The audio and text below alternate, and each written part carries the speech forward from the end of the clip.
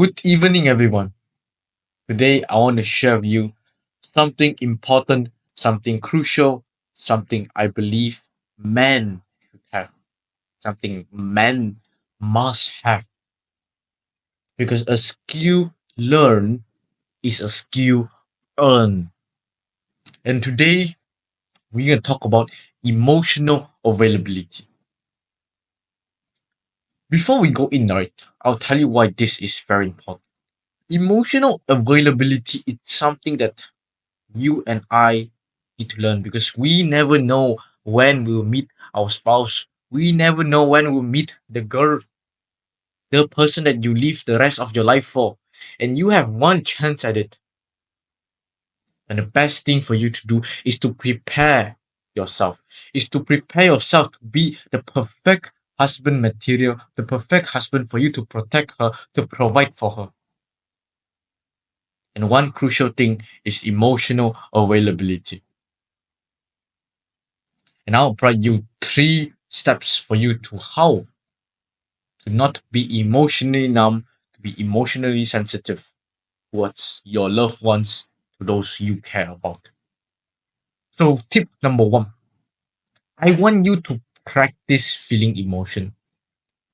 A lot of you are out there being emotionally numb because of society values. They said men shouldn't have emotions. Showing emotion is weak. I believe that's not true, right?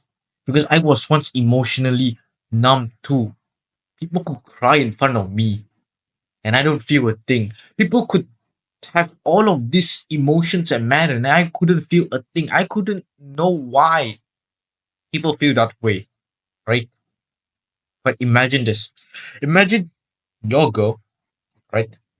It's crying in front of you over, let's say, a specific reason. Like, for example, she's crying. But you here are emotionally numb and you don't see why she's crying in the first place. You're like, what the hell? Why is she crying? Like right away, you just think that she's kind of psychopath.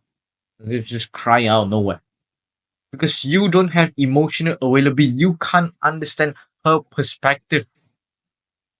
Because when you don't understand her perspective, you're like fighting in a fog of war.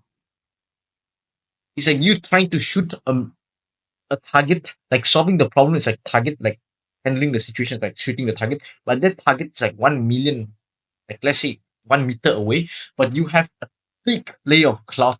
You can't see anything. It's like you can't understand her if you're emotional or numb. Because why? Because most people, humans, we are emotional creatures, right?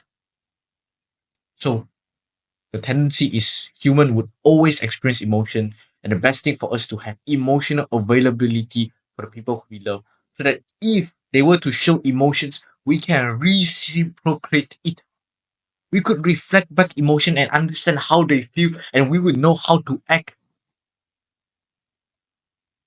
So I want you to learn by one, start to give yourself the ability to feel. Push that society belief away. Don't be judgmental. Be open about it. Take a moment, sit down, and feel. It's the only way for you to know how to feel is to know. For you to feel that, like to have availability, you must feel. All right. It's like turning the radio tune up. It's like turning up the radio tune. Now you're at off. But as you feel more and more, you turn up more and more and more. You start to feel something. And which leads me to my second point, which is be aware of your emotions. How can you be aware of your emotions? There are 3 simple ways, right? I want you to download this toolkit for you to feel your emotions, to be aware by one, noticing how is your physical sensation. Because to most cases, when you are having a certain kind of emotion, but you're not aware of it, your body will signal to you in a physical way. It could be your heart beating really fast. It could be your muscle very tense, even you didn't work out. It could be like, your chest suddenly feel very tight. And all of these are symptoms of physical senses. Basically, your body tell you, hey, something is up. So when you have that, when you feel that way, Take out a book, take out your phone, whatever it is, write down what time it is, what do you feel. The more you describe, the better it is. Describe how you feel. You could say that your heart is beating really fast, and then try to think what happened previously that led you to have that emotion. What could be someone who did something or what is going to happen that you think lead you to have that emotion. Then after that, you need to process all of it. I want you to give it a name. Give that feeling a name, right? Use the emotion chat view here. This thing. Use it and give it a name and how you feel. Once you give it a name, I want you to sit down. If you can sit down, just sit there and feel it. You can feel the emotions, you don't need to act on them. You could feel mad, but you don't need to smack something. You can feel sad, but you don't need to cry. You could frown, but you don't need to cry. You just need to feel it. Alright? If it's too overwhelming, just cry. It's okay. And step number 3, the ultimate meat in the stick. I want you to start being empathy, to show emotions. Because why? Because our brain, our cognitive behavior wiring, it's labeled on what we do. So if we do something more, then our cognitive wiring, our belief will slide into that thing. So if you were to show more emotion, then you slowly be more emotionally available, right? So how do you validate? How you comfort someone? All of these are skills that count under empathy. I want you to imagine this, right? So imagine someone is complaining to you or having a rant to you. They are someone you care about, deeply care about. And step 1, when they come to you, they rant, you need to do this. You need to imagine you are in their foot. What they are facing is you are facing. Imagine you are them. Step number 1. Number 2, I want you to listen to them and pay attention on what they are saying. Just listen to them and be curious about it. Be curious on what event that happened that leads them to have this emotion. Alright? So after that, after you listen, I want you to verbalize and question. Question them in an open-ended way. Ask them for clarifications that will help you understand their situation better. They said something, you verbalize back on the thing you heard, and then ask the question. They'll tell you more about it.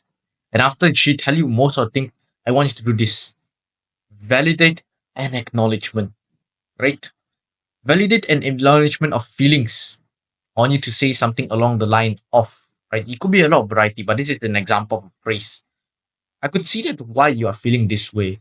Because if I'm in your spot, because if I'm you, I would have done the same. I would have felt the same. See? Just now I tell you to imagine, right? Imagine you're in that spot. Since you already imagine, you feel the pain, you feel the problem, you feel everything. So when you say that phrase out, it feels more authentic. It feels genuine, not someone trying to fake it. This is genuinely tips, guys, that could help you in your relationship with everyone you care. So after that, you acknowledge and their feeling. Slowly, you build on it. Slowly, you practice this empathy more and more towards people you care about.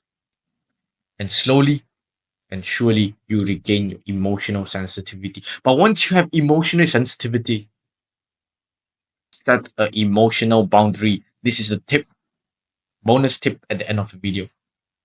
Set and do not let everyone take access from it.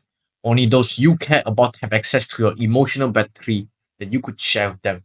It could be a stranger, you could be empathy towards a stranger, but do not let that person drain all of it.